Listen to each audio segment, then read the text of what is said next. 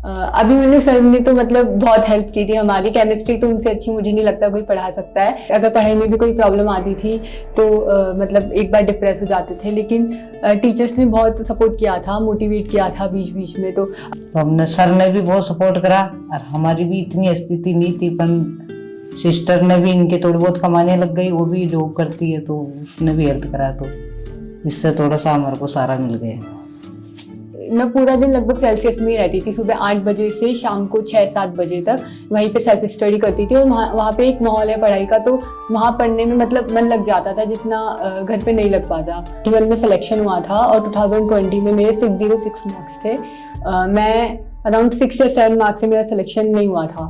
तो उस टाइम मैंने सोचा था एक बार को कि अब फिर से नहीं कर पाऊंगी, मैं BDS का कॉलेज ले लेती हूँ। मेरे को 51,000 मिला था सेल्सियस की तरफ से जब मैंने सेलेक्ट हुई थी मैं उसके बाद।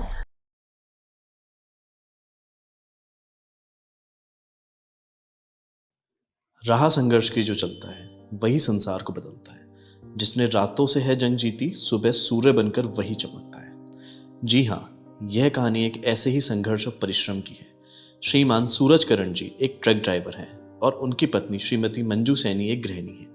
एक ट्रक ड्राइवर होने के नाते 4 बेटियों को पढ़ाना व उनकी शादी करना एक बहुत बड़ी जिम्मेदारी है। लेकिन वहीं अगर थोड़ी जिम्मेदारी बच्चे खुद पर ले लें तो घर वालों की आधी चिंता दूर हो जाती है।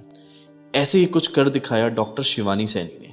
सेल्सियस की स्टूडेंट डॉक्टर शिवानी ने नीट 2021 में 691 अंक लाकर देश के top most college Maulana Azad medical college में दाखिला लिया। मेरा नाम शिवानी सैनी है। मैंने 2021 के अंदर गवर्नमेंट मेडिकल कॉलेज में अपने लिए सीट सिक्योर की थी एंड करेंटली मैं Maulana Azad medical college new Delhi के अंदर स्टडी कर रही हूँ।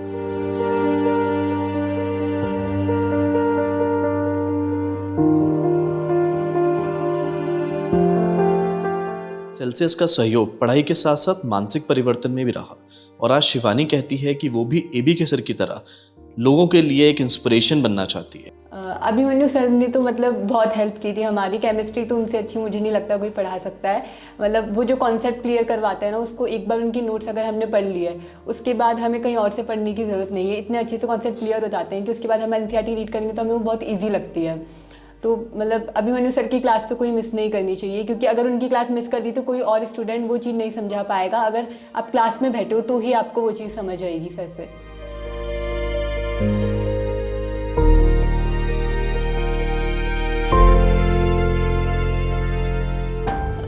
मतलब उतार चढ़ाव तो बहुत थे। लाइक अगर पढ़ाई में भी कोई प्रॉब्लम आती थी तो मतलब एक बार डिप्रेस हो जाते थे, लेकिन टीचर्स ने बहुत सपोर्ट किया था, मोटिवेट किया था बीच बीच में। तो अगर कोई प्रॉब्लम भी होती है तो उस टाइम हमें हार नहीं माननी है, फिर से हम पढ़ाई कर सकते हैं। अगर रिजल्ट ख़राब आया तो हमें उससे कुछ सीखना चाहिए, ऐसा नहीं कि हार मान के बैठ जाओ। तो टीचर्स ने इसमें बहुत इंपॉर्टेंट रोल मतलब किया था मेरे लिए कि हम मोटिवेट करना है हमें और पढ़ाई में टिप्स देनी है। तो इसके लिए मतलब थोड़े बुरे टाइम भी रहे इसमें और अच्छे टाइम भी रहे, लेकिन एट द एंड अगर कंटिन्यूस हम मेहनत करते रहेंगे तो अच्छा रिजल्ट मिलेगा।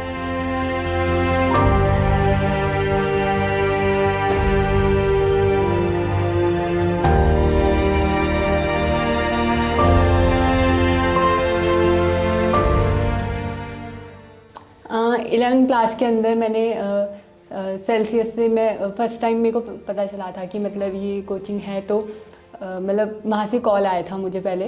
तो मैंने पहले नहीं सोचा था कि मैं मेडिकल की नीट की प्रिपरेशन करूँगी। मैं विकास सर से मिलने गई थी कोचिंग के अंदर।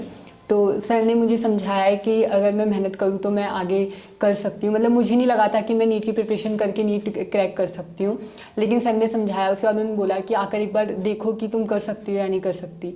तो उन्होंने मुझे बहुत मोटिवेट किया था उस टाइम पे, इसलिए मैंने सोचा कि ठीक है मैं एक बार ट्राई करती हूँ। तो वहीं से मैंने नीट की प्रिपरेशन स्टार्ट की थी और फिर जब स्टार्ट कर दी एक बार, उसके बाद मुझे लगा कि अगर मैं मेहनत करूँ तो बाकी जितना मार्क्स ला सकती हूँ और मैं भी क्रैक कर सकती हूँ। तो ऐसे ही स्टार्ट किया था मैंने।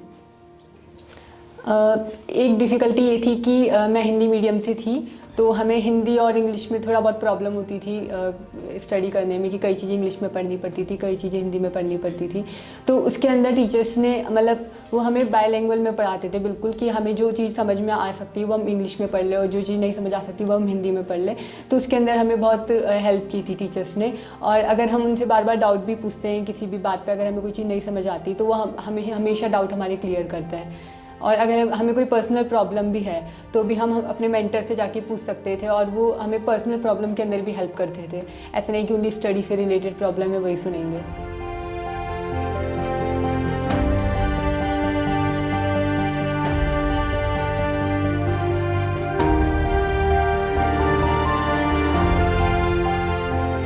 पहली तो बात ये है कि हम सेल्सियस का नाम भी नहीं सुने थे, जानते ही नहीं थे।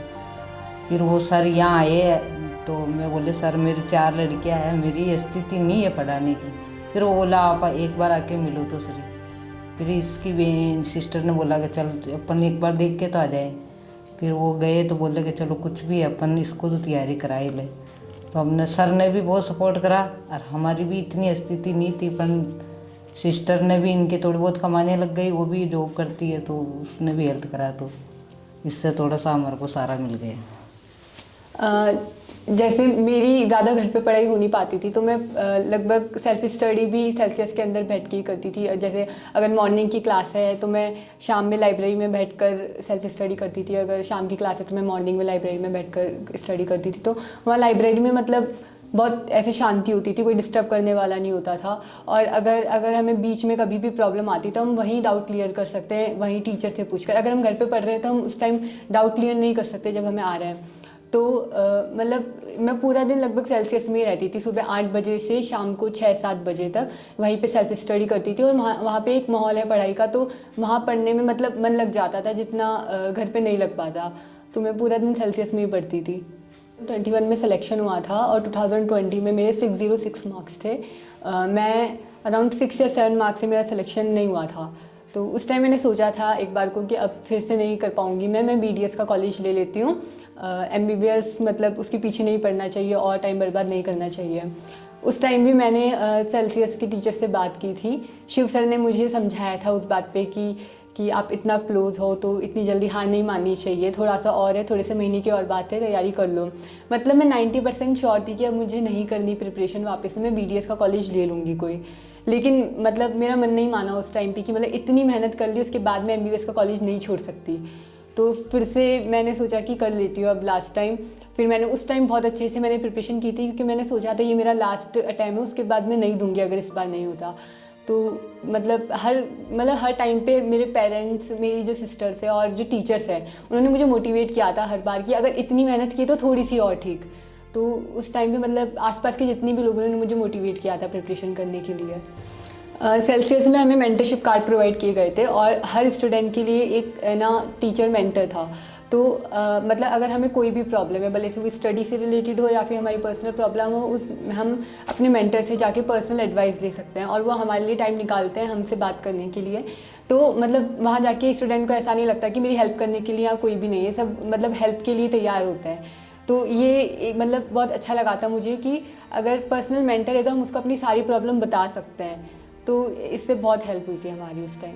बहुत खुशी हुई सर, हमने तो सपने भी नहीं सोचा था कि वहाँ तक कॉलेज मिल जाएगी। हम तो ये सोच रहे थे कि राजस्थान की भी अच्छी कॉलेज मिल जाए तो बहुत अच्छी। हमारे को बिल्कुल भी अंदाज़ा नहीं था कि भाई वहाँ तक पहुँच जाएगी।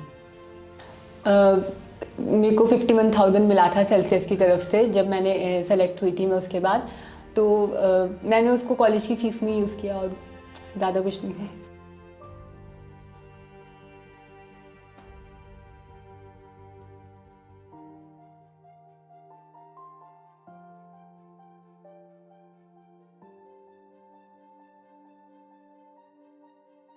हम शिवानी के उज्जवल भविष्य की कामना करते हैं। श्रीमान सूरज करण जी और उनकी धर्मपत्नी श्रीमती मंजू सैनी जी के कड़े संघर्ष, मेहनत व त्याग को सल्यूट करते हैं।